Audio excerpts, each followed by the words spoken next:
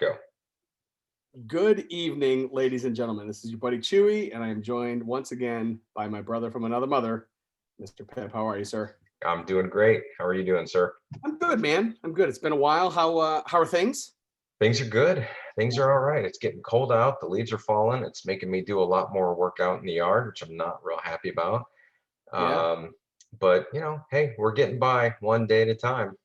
that's good. Yeah, we I think tomorrow here in Cleveland it is going to be a high of 36.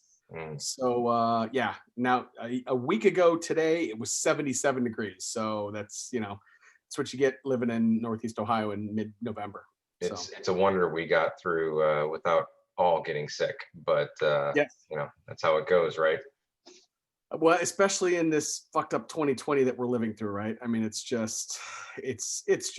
continues to be crazy, and we don't want to spend a ton of time on COVID because we got better things to talk about. But I hope you and yours are all maintaining your health and continue to be happy and healthy and safe.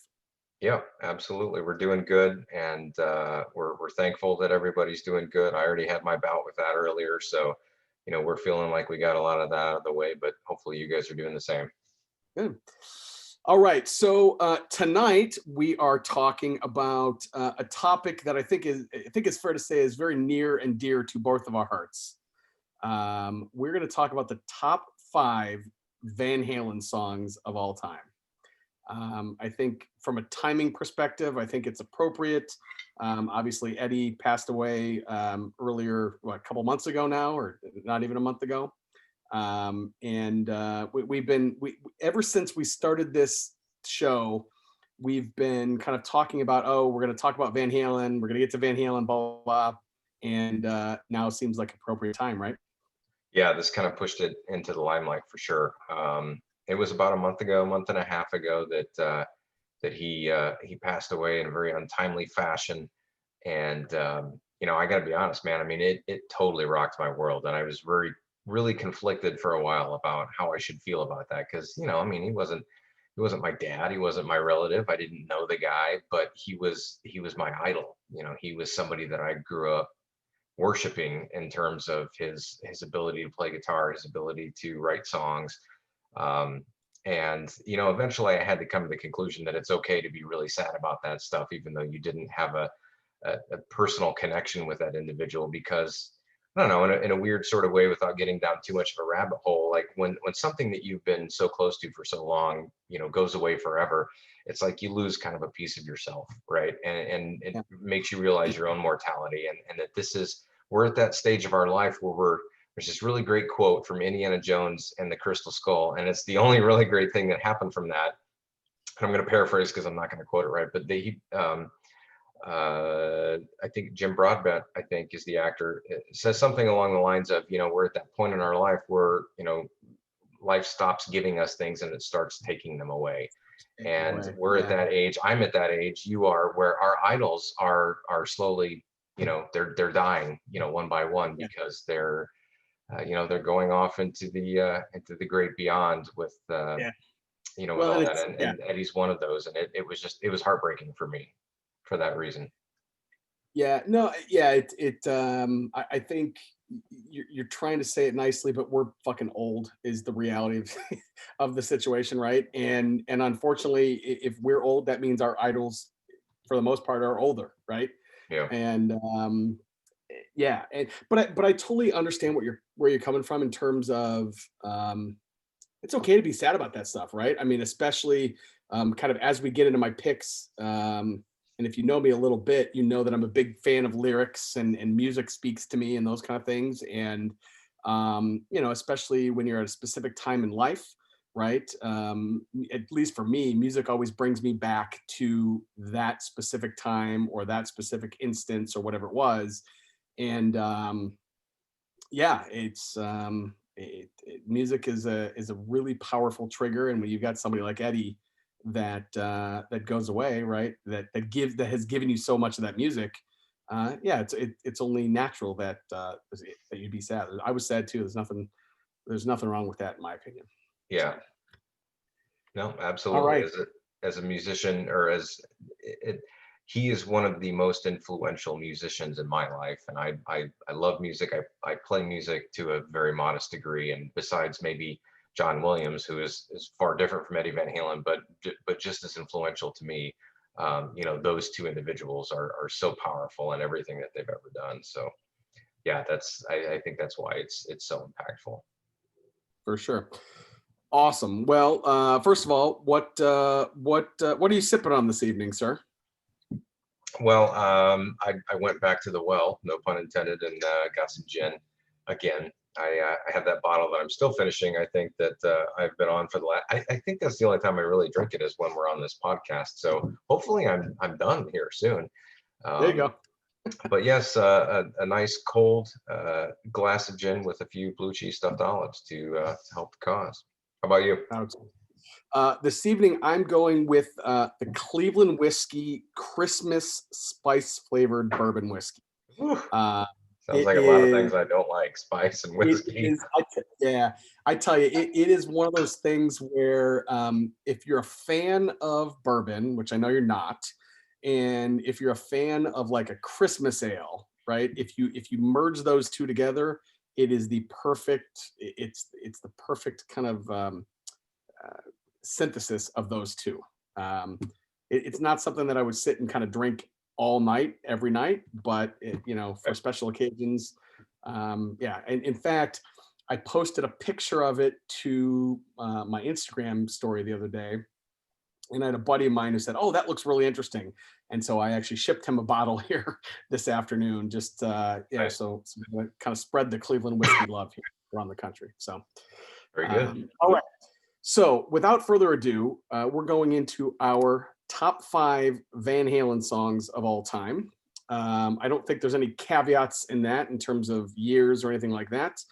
I think we're going to do a couple of honorable mentions. Would you like to do those before, or would you like to do them after? I'll leave it up to you. Let's save them for after, I think that Okay, makes sense. that's fine. All right. Well, then, with that being said, I will. Would you like me to go first this evening, or do you want to go first? I You don't know care. what? You usually kick it off to me, so I'm going to give you the honors. You're going to start tonight. Okay. Okay. So so I'll give you a little bit of a spoiler alert. All 5 of mine, and I did come down to a top 5. All 5 of mine are from Sammy Hagar's version of Van Halen. So Van Hagar, right? That is not to say that I don't like the Van Halen with David Lee Roth or with Gary Sharon for that matter, because I do. Right. I tend to be a big fan of lyrical music. And I think, regardless of what you feel about Dave and Sammy as frontmen, I think it's pretty clear that Sammy is a better lyricist when it comes to writing his music and those kind of things. So that's just kind of from a context perspective. I think that kind of puts some of my picks into perspective. So my number 5 comes from the Balance album, and it's a song called "Not Enough." It is a song that is, I guess you'd call it a ballad. It's from a Van Halen perspective, it's very slow. The Balance album came out in 1995, I believe, January 95, which puts me and you in the middle of college, right? Or in our first, second year of college. I was Not Enough is really it's essentially a love song. It's how it talks about how loving somebody is not enough, saying things is not enough, et cetera, et cetera. I'm not going to go into the lyrics, but I was, and I think I mentioned, music brings you back to a specific time in your life. I was with a long time girlfriend at the time, who ironically enough is now my wife. And so, I was turning to music a lot, to get me through kind of, being away from your girlfriend. Right. And this is one of those songs that really helped me a lot during those times.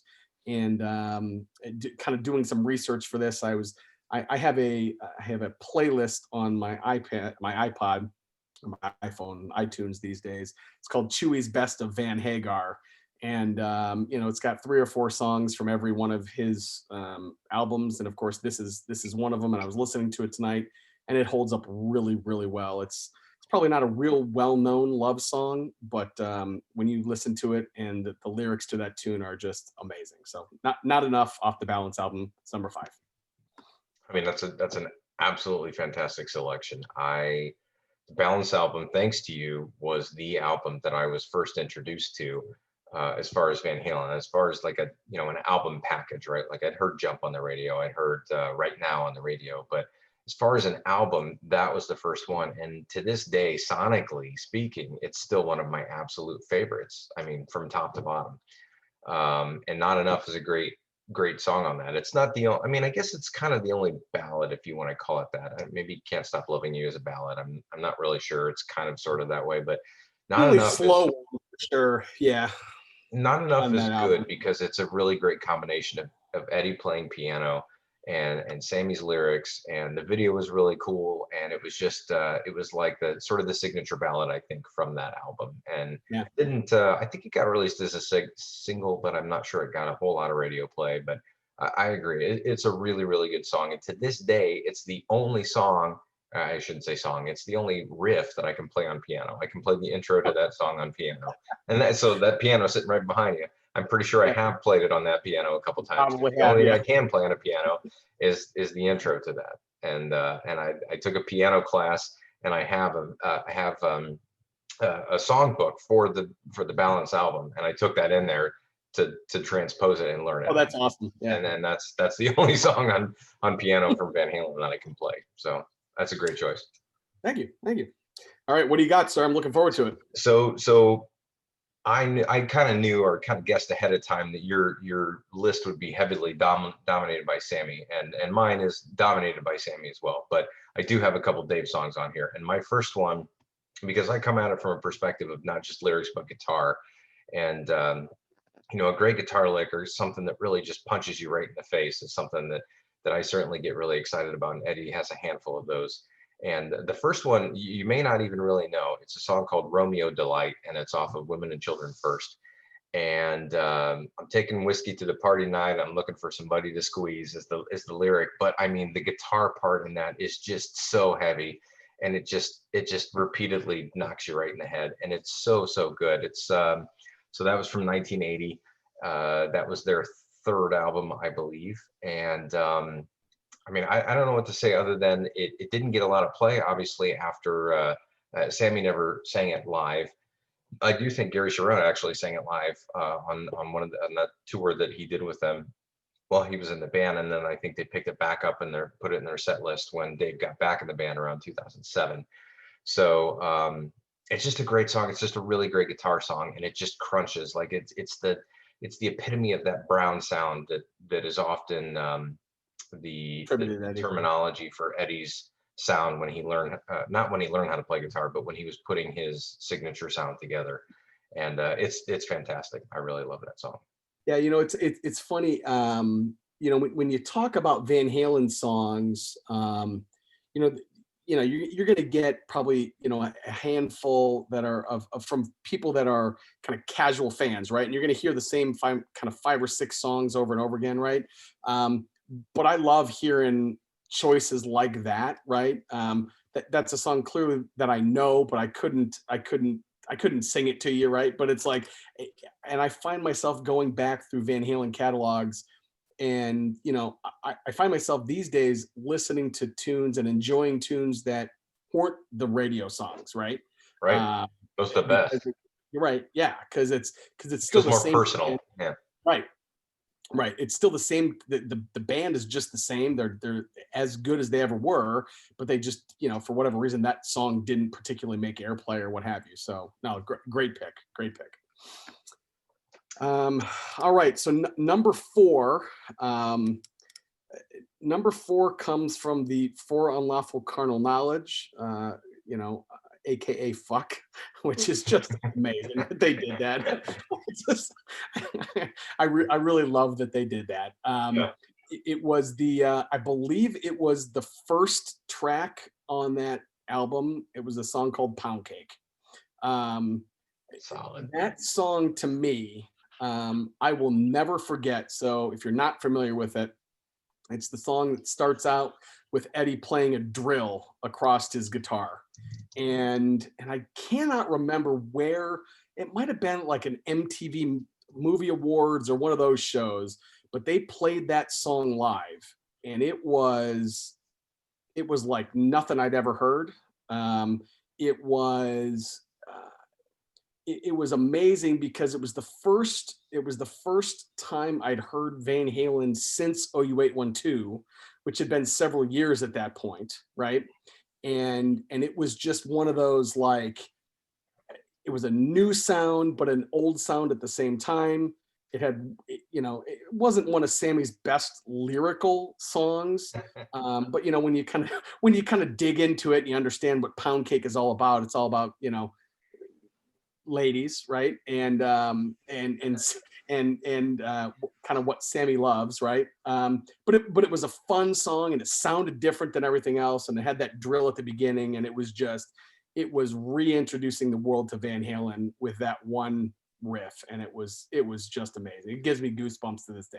It is so good. It is so amazing, and that is, admittedly, that album is not my favorite because of the way that it sounds. Just the guitar sounds like it's very different from what it was in the past. But that song kind of came out of the gate and said, "Hey, we're not giving up our party vibe. We're not giving up our hard rock vibe." Like, that is a great power chord driven type song with the harmonics in the beginning and the power chords and everything. And it's one of the first videos that I remember that they did together, which was a total classic. And I mean, it's an absolute great song. It's interesting to me that Sammy still puts that in his set list when he's doing his sort of Van Halen nods these days, even. Yeah. Which is a little bit creepy hearing a 73 or 74-year-old sing about Pound Cake. But hey, you know what? More power to him. I wish it's awesome. But yeah, it's definitely a fantastic song, and it just has a lot of chug behind it. Like, it's Yeah. got a lot of rhythm. It's That's a good great. way of saying it. Yeah, that's a good way of saying it.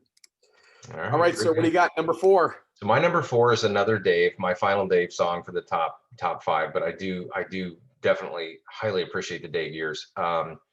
This one is a little bit obscure one. It's not Jump, it's not Panama. The Panama is a great song.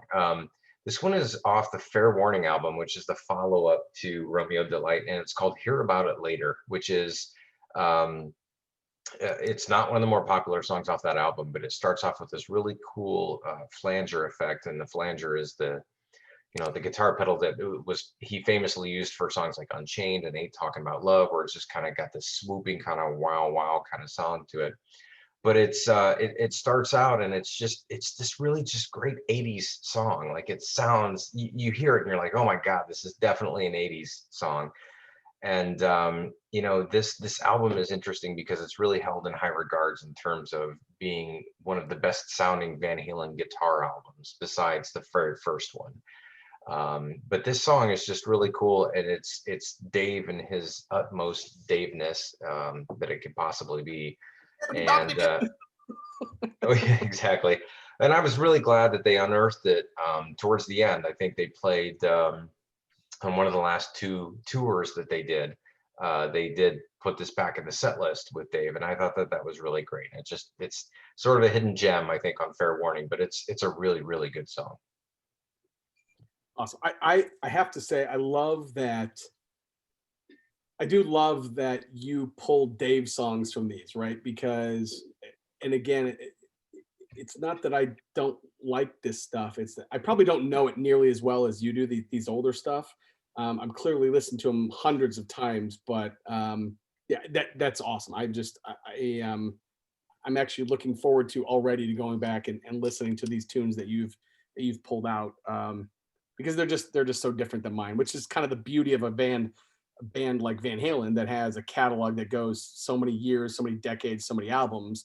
You can still find stuff, even that you might even never heard, right? Or you skipped over or what have you. So ironically enough, I did that the other day. I was listening to some Led Zeppelin with my kids, Now, granted, my kids are super young, right, and they've never heard most of Led Zeppelin's catalog, but it's really cool to be able to introduce my kids at this point to new music to them, which is Yeah. awesome. Yeah, New it's music. great So, for sure. All right, let's hear number 3. okay, number 3 is another one of these songs that you and I have a very personal connection with. And that sounds weird, but it's off the OU812 album. It's When It's Love. This song is, I suppose it's a ballad. It's certainly a love song. It is again. It was off the OU812 album. It was the video. I remember it like it was yesterday. It was shot in kind of an old, not quite black and white, but kind of old, dusty. I think it was in the Cabo Wabo Cantina. Was. Um, That's absolutely right. you know, it's got some synthesizer piano in it. It's got just crushing drums in it. It's got cymbals for days. It's got an amazing solo. And oh, by the way, it's got some of the best lyrics you'll ever hear in a Van Halen song. I mean, it is, it's just a really good song. And so, and I think we've even talked about it on the podcast. It was the night we left Indiana. Um, we were at the we were at Mars, Yeah. and so I worked at Mars, and my buddy was the DJ, and Mars, if you haven't been there, was a I don't know, a dance club, a bar, whatever, and you know they had videos and music playing, what have you, and my DJ buddy Kyle asked me what song I wanted to hear on my last night in town, and I said I wanted to hear "When It's Love," and and I remember this like it was I yesterday. do too. I swear to God, I don't remember shit from anything. And we were pretty on our way at that point and that night, Mhm. if I remember right. Yeah. But yes, I remember that very vividly.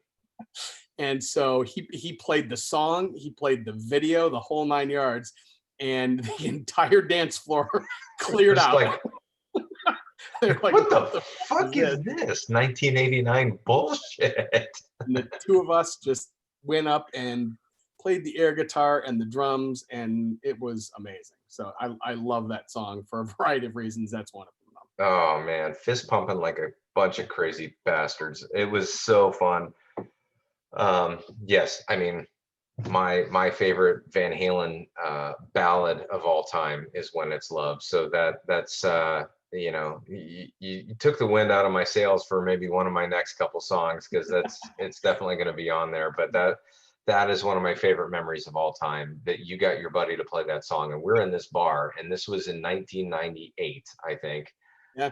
Because you were leaving Indiana. I was very much not leaving Indiana. I had a whole nother year under my belt, but you were graduating, and we were in this dance club.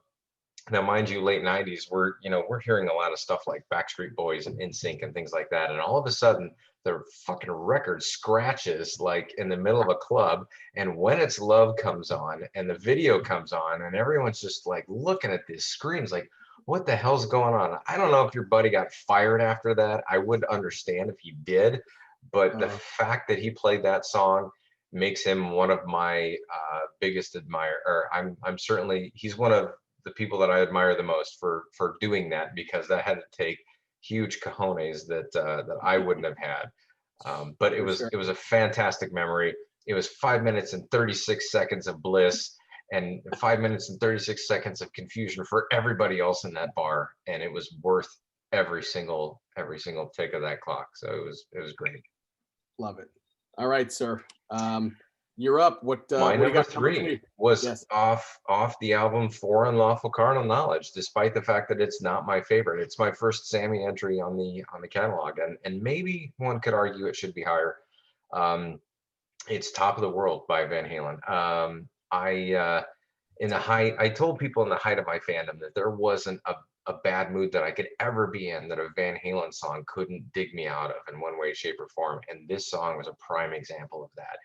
I just don't know a better feel-good song that has ever existed than this song. And I loved it so much that it ended up getting played at my wedding, when I got introduced into the when the DJ introduced my wife and I, Lauren, into the after they introduced the wedding party and all that. Like that's the song we came out to, was Top of the World, and fist pumping, and everyone was real happy. And then my favorite part of that story is at the very end of the night, where the DJ was going to play something very cliche like At Last or Let's Get It On by Marvin Gaye. And my wife, of all people, went up to him and she said, "No, motherfucker, you're playing Top of the World by Van Halen." So he played it again, and he played it all the way through.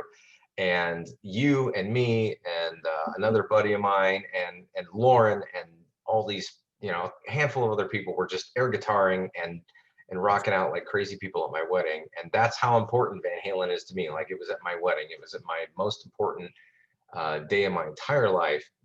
They were represented there by that song. And so it's just, it was just a really great, really fun song. And I'm glad to have that as my number 3 on my list. It's an amazing song. Yeah, that and the live version of that song too. What was the name of that album? Live Right Here, Right Now. Right Here, and yeah, I remember that album like it was yesterday. Right, it was the double CD. It was the fold out. It was cardboard, which was kind of unique and different in that day. Yes, it's an amazing song. Fantastic. Yeah. Good pick. All right. Okay. You're number 2. Number 2. So I really struggled with number 1 and number 2. This is going to be exciting for me. I'm so excited about this. I'll bet you know them. Well, I know one. I know one for sure, because I know you put When It's Love where I think I know. Right. So I again I made this list several times and I flip-flopped them several times. So hard. I went at number 2. I think a relatively unknown song off the Balance album. It's called "Take Me Back, Deja Vu." It is a song that, probably, again, I don't think it's super well known. I don't think it got released. Nope. It is a song that really doesn't even sound like a Van Halen song. I mean, there's a big kind of a big powerful mid section to it, but it's got some acoustics up front. It's got some wind chimes. It's got which again is just not very Van Halen-y, but it's got that, again, midway through it kicks in with that real powerful, it's kicking, and it's Van Halen at that point. And again, it's really a love song, right? It's about unrequited love. It's about missing love. It's about missing a girl. Sammy's all about the love songs, right? And this was another one of the, again, my girlfriend, fiance, wife now. We were 400 miles apart, right? And so it was a lot of driving around Bloomington, missing my girl, thinking back to, when I would be back with her. I remember very vividly one night in particular. It was probably, let's see, we were at North Lane already, so it was, I don't know, it was just something like a random Thursday night, and I was just feeling very introspective, and I went and I drove down kind of Old Kinzer Pike and kind of out, further away from town. And I remember I was just kind of going down a long winding road. It was a beautiful evening. It was probably mid-'80s. I had the windows in my Jeep down, and I was blasting that song as loud as I could blast it. And I still to this day remember that specific drive like it was yesterday. And again, for me, music and lyrics always bring me back. And that was, ironically enough, Take Me Back, Deja Vu. It reminds me of that specific time pretty often. So it's amazing. That song is so good, so underrated. I don't know if there's anything really special about it, to be honest. Yeah.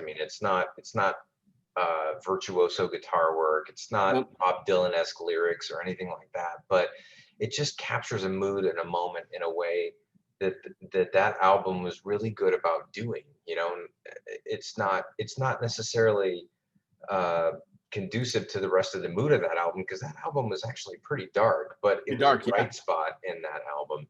And they just sort of captured that moment, and they did a really good job of it. And that's one of the songs that really like to try to learn how to play on acoustic guitar as much as possible, because I love it. I think it's great. And of course, like any other Van Halen song, it's not easy to play. Right. Right.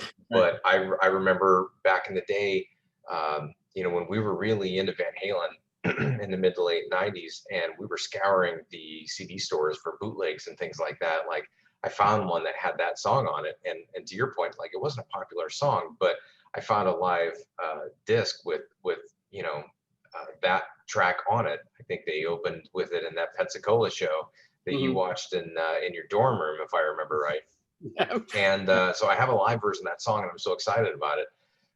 And I listen to it every once in a while. It's really great. It's so fantastic, and there's something about it that is both beautiful and kind of heavy about the chorus when it chugs in there, and it's so good. It's such a great song. I do love that.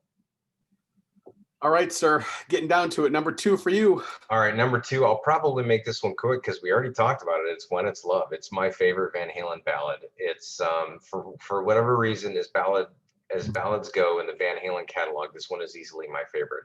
And it's not by a long shot. I mean, "Love Walks In" is a great song, but Sammy's voice on this one was so crisp, and Eddie kind of dialed it back a little bit in terms of guitar. Like, he wasn't flying all over the fretboard in this one. He sort of let the keyboards complement what he was doing musically with the guitar. And of course, the story about dancing at the Vogue. I can't tell that one again because we already did it. But that to me um, is just such the quintessential power ballad. And the video, I'll never forget. Like, even memorizing the bits of the video when the Eddie scratches his head and does all that stuff. Like, I mean, there's something about that video that was just so cool. And to this day, it's my favorite, almost my favorite Van Halen song by one I won. short step. But All right. yeah, but "When It's Love," OU812, All fantastic. right. All right. So my again, I was very close between this and "Take Me Back." It came off 5150, which I think is if I had to do 5150, I think as an album is probably my all-time favorite album. Not Wow, just really? I thought you were an OU812 guy. I swear to God, I thought that was your so, that was your so jam for a long time. so it's funny. It's funny you said that because I went back. I was actually looking at the blog tonight, and I did. You remember these Facebook things where they're like, "Oh, it's all-time favorite albums or most influential albums or blah." And so I looked back, and somebody had challenged me to one of these on Facebook a while back, and OU812 is probably a more influential album for me. Okay. Um, but I think 5150 as an album, beginning to end, there's not a bad song on it. You just put it on, you hit play, and you can sit there for 48 minutes or 50 minutes, however long it is, right? And it's just amazing. But anyways, the track again is probably not one of their most better well-known ones, but it's my absolute favorite Van Halen song. It's "Summer Nights." Uh, Um, it is again, it's iconic. It's one of those, and you'll have to tell me the specific guitar, but I know Eddie plays a specific guitar on it to get that sound out of it. I remember being introduced to this song. Um, Ironically enough, I was watching a VHS recording of Live Without a Net at my buddy Matt's house, and they played this song, and I absolutely was hooked. To me, this is the quintessential Van Halen. It's hard, it's happy, it's fun, it's just, and it's got a chorus that yeah, I mean, I'm at a loss for words. I play this song. I put it on every Van Halen mix I ever make. My kids know that this is my favorite song. I listen to it today. As a matter of fact, I love this song. Van Halen 5150 Summer Nights. I mean, it's a fantastic choice, and I'm happy to say as a teaser that my number 1 is also off that album. "Summer Nights" is so good, and the guitar that you're referencing is called a Steinberger, and that guitar is sort of well known for being a guitar that you could take the tremolo and you could lock it into place. So you can change you can take the whammy bar essentially and dive it down, and then you can lock it into place and play everything at a lower, or pull it up and lock it into place and play it at a higher key. So that's why at the beginning it's like da, da, da, da, and then the chorus is more like da, da, da, da, you know, that kind of thing. Um, but no, that's such a great song, and it's so good, and it's quintessential Greg Bellin if I've ever heard it, because I remember you for the longest time loving that song more than any other song. And I even remember one time, I swear to God, when was it? It was like, it was sometime when you came over to visit me, and I remember I put that, I think it was when I was living on the south side of Indianapolis, and you came over, you might have come over, and I remember I put that CD in the CD player and I just hit repeat, because you were going to get there before I was home or something like that. And I just hit repeat so that I knew that when you got there, you would be listening to that song, and that's all that mattered. And that is so good. And if you know, for anybody who might actually be watching this, the Live Without a Net video is such a fucking all-time classic. It's And so the way they play that song is like, I just want to be their friends, because they're clearly all best friends in that band at that time in life. And it is so good, and it looks so much fun. It looks like so much fun that it's so endearing, and it's a fantastic song, fantastic show, and I couldn't agree more. That's an amazing pick for sure. all right, sir. We're here. Number one. So What do you number got? one, I will not stray far from your choice. I will remain on the same album, and I will bump you ahead maybe two or three songs. Uh, the self-titled, or not self-titled, but the album 5150 and the song 5150 is absolutely my favorite Van Halen song of all time. And back to the whole, you know, no, not a bad mood that I can have that a Van Halen song can't get me out of. If I had to describe this album as a whole to anybody, it would be balls to the wall energy. I mean, when you start this album and you hit play, and Sammy says, "Hello, baby," and then bam, he just, like, the whole album just thumps, and it keeps going. There's a few ballads and some medium pace songs, but 5150 is one of the last songs. It's not the last song, it's the second to last song on the album. But it's so bright, it's got this great tone, and I've always loved it. But once I saw the live version on Live Without a Net, it was the one that just like Right. completely hooked me, Yeah. because I was in awe of how good of a vocalist Sammy Hagar is.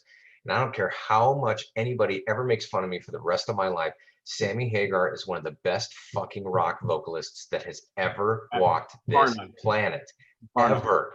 I don't care if you like his lyrics or if you don't, or if you think I Can't Drive 55 is dumb. It doesn't matter. Nobody sings like Sammy Hagar. He's in his mid 70s, and he still sounds better than most people did in their 50s. And it's fantastic. And this is a prime example of how talented that man was, or is, to that matter. So yes, 5150 is just one of those songs where if I'm ever in the car, and I don't care what time of year it is, I will crank up the volume and down the window, and I will fist pump and air guitar and scream my nuts off until I give that song the credit it deserves by the end of Yeah. it. So I mean, my favorite. yeah, again, it's a great song. I mentioned that album. I mean, you could put it on and you just push play and you just listen to it, and you are lucky enough to get 5150 at track number 8, right? And then it's just, yeah, it's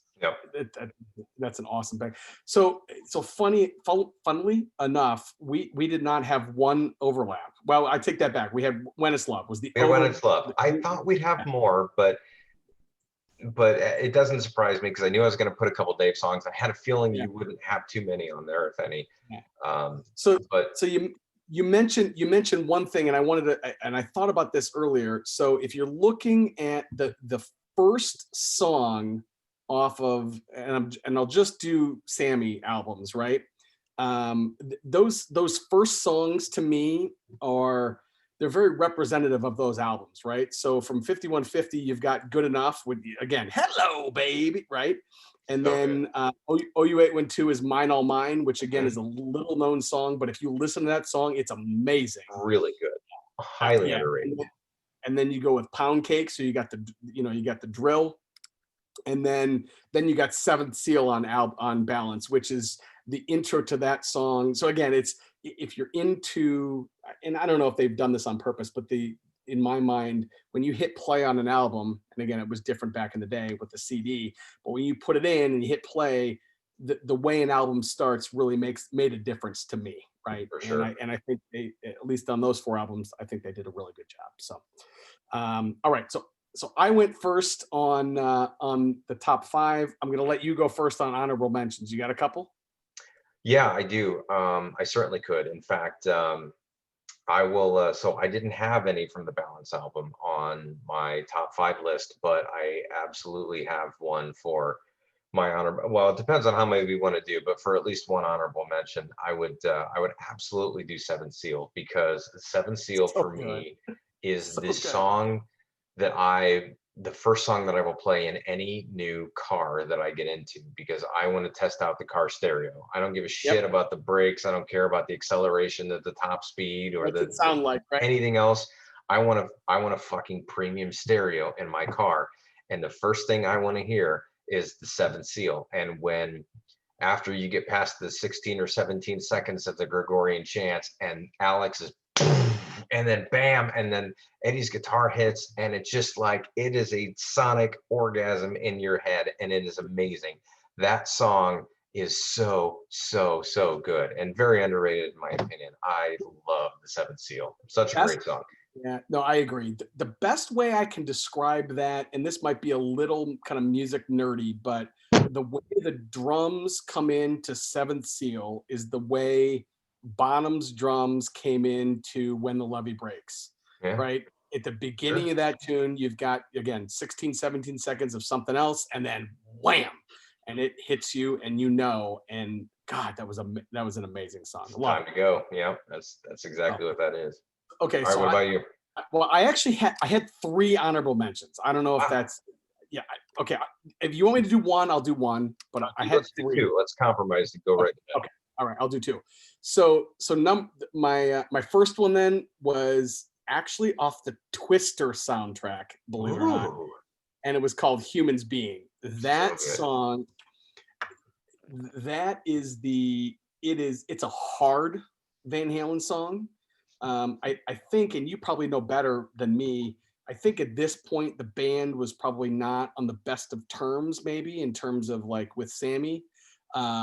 It was a song that was done for a motion picture. If you haven't seen it, it's actually a really enjoyable movie. I won't say it's a It is. good movie, but it's an enjoyable movie. It's got Bill It's Paxton. fun. Yeah, Yeah. and it's just a hard rocking Van Halen song, and it's, from a lyrics standpoint, it's not great, but it's got a great hook to it, and it's just I listened to it tonight in prep for it. It's just a great song. I love it. It is a fantastic song, and I absolutely love that song. And yes, the band was definitely on their way out at that point. I mean, you can sort of tell just by looking at the video and the theme of the song, like it was pretty heavy and it was pretty dark, and that's kind of where things were going. But Yeah. I mean, the guitar part on that song was so great. And in fact, if I have to embellish a little bit, this is the style. This is the Eddie Van Halen PV Wolfgang guitar right here. That if you've ever seen the Humans Being video, this is basically the one he was playing throughout that video. And so the gloss black was the only one I ever wanted because of that video.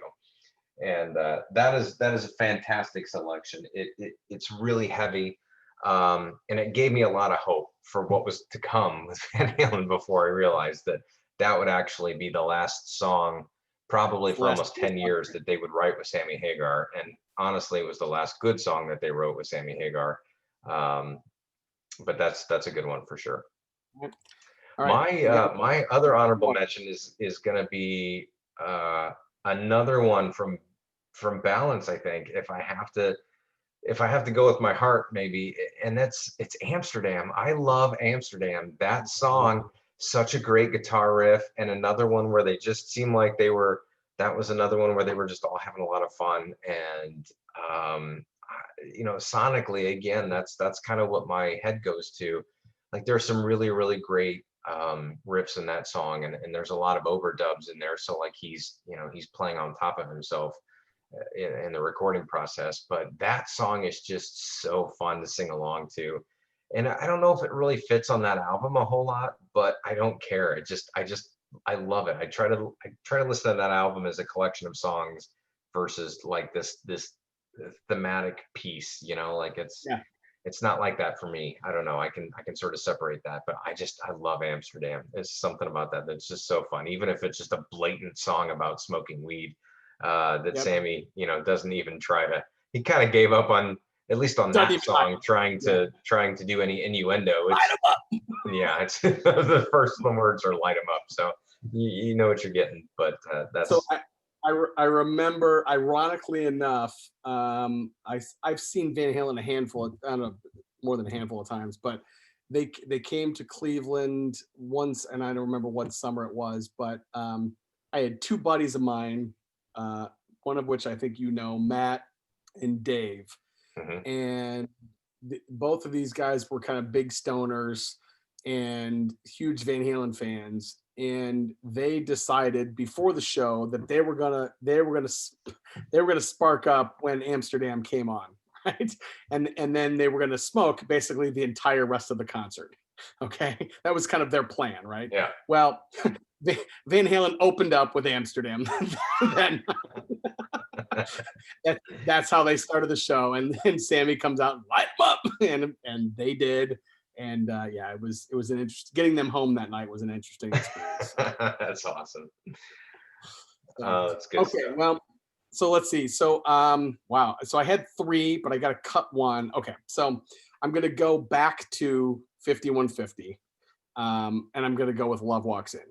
Um, so this was, and again, this is one of those songs that takes me back to a specific moment in time, and it was the this is going to sound so ridiculous. It was the first time that I really understood what love is, right? I remember it like it was yesterday. I was at Carlos Pizza Bazaar, and the girl that I was dating walked into Carlos Pizza, and that song was on the jukebox. And it was just, it was one of those kind of Cupid hit me kind of things. And yeah, and it was, it was silly, but the lyrics and the mood and everything was right. And it was love. She walked in, love walks in, right? And to this day, that song, obviously it's a different girl at this point, but that song to me is all about love, right? And I Yeah. just love that tune. It's That amazing. is such a great song. So underrated, and one that I feel like after 5150, after that tour, I don't think we ever heard it. Well, no, that's not true. They did play it on the Live Right Here, Right Now album, but we didn't hear that one as much as When It's Love. I Yeah. think that one that had more commercial success, so we heard that more played live. But after uh, the Live Right Here, Right Now album, I don't think Yeah, we it was ever played done. that. And I don't think No, Sammy's ever touched that in his solo career since he left Van Halen, which is really curious. Um, and that's maybe it. it's Yeah, because of the vocals, because he gets up pretty high on that. I mean, he really extended himself on that album. So maybe that's a big reason, but I couldn't agree. That's a great song. Fantastic yeah. song for sure. All right, so we're done, right? Oh, we're gonna do quick hitters. Yeah, so let's try something new, all right? For those who are still paying attention to what's going on, other than us, all two of you. I wanted to do a lightning round. I wanted to do something fun just to kind of mix it up. And if we can make it work or come up with a system for it, then maybe we can do it for future podcasts slash blogs, whatever. But I'll start off, and Okay. I'm just gonna fire at you 5 questions, and I'm gonna give the answers really. I'm gonna give you the answers essentially, but you got to choose what answer you're gonna pick, right? Okay. And it may be Okay. easy and it may be not. So I'm gonna fire them away. All right, you ready? Okay. It's it's All right, it's the Rorschach it's the Rorschach test of podcasting. Got it. Okay. bam, this is it. All right, question number one: grow it long or shave it off? Which Grow Eddie it Van long. Halen hairstyle do you like the best? Grow it long. Grow it long. So you like the long hair? I do. I Okay, do. all right, very good. That's question number one. Number two, the better Van Halen video: Hot for Teacher or Pound Cake? Oh, pound cake, 100%. Better video. Okay, Absolutely. Yes. all right, very good. Better concert video: Live Without a Net or Right Here, Right Now? To this day, the only two that exist for that band. Live without a net. Okay, Like, very good. Better piano song right now or Not Enough? not enough. That one was a little bit of an easy one before Yeah, I wrote that before I knew it was going to be in your top yeah, five. not enough. Yep. And then the last question, Cabo Wabo, go there once or be there twice? Be there twice, my friend. Absolutely. Be Nice. there twice. All right. Ironically enough, Cabo Wabo was my third honorable mention that I had to cut. Is that That was the right? last one. That's great. That's Yeah. awesome. Okay. All right. So I got five. They're all Van Halen.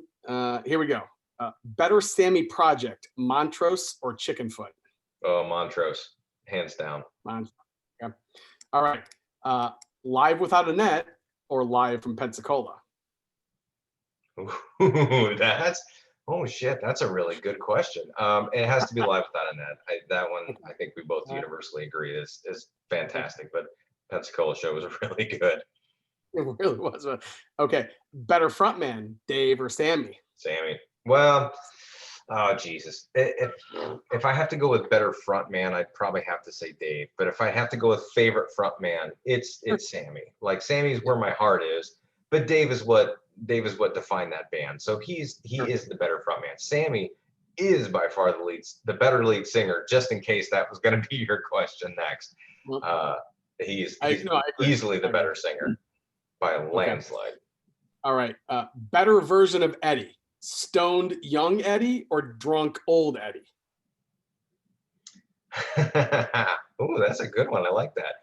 Probably drunk older Eddie, if I had to Yeah. guess. I mean, I don't know. It depends on sort of how old, but yeah, I mean, I liked everything he did with Sammy, so that was my wheelhouse for sure. You know what? It's funny.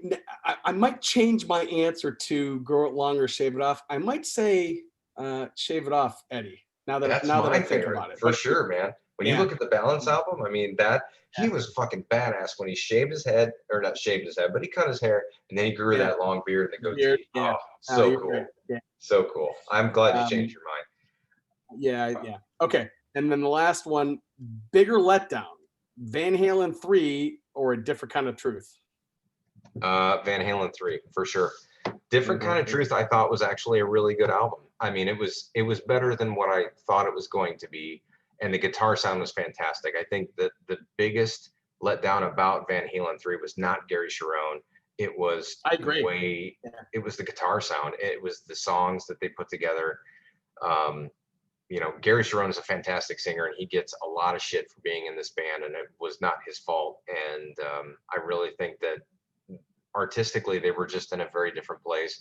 They never had a shot to succeed with him because the fan base was never going to allow anybody but Sam or Dave to be in that band. Yeah. So that's a great question, though. I love that. You totally we just sort of riffed this, or like I actually threw it at you like 10 minutes before this. I'm like, let's do a lightning round thing, and you absolutely got the spirit of everything we were trying to do. So I fucking love it. I'm It glad. was great. I'm glad.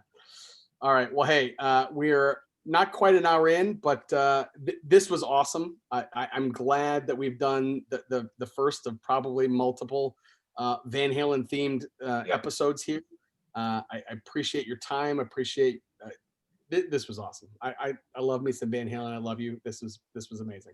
This was something I've been waiting to do for a long time. And when Eddie died, it became obvious that we needed to push this out there. And there's nobody in the world I would consider doing this with besides you, because you are solely responsible for my obsession with Van Halen. And I couldn't thank you enough. And I love you even more.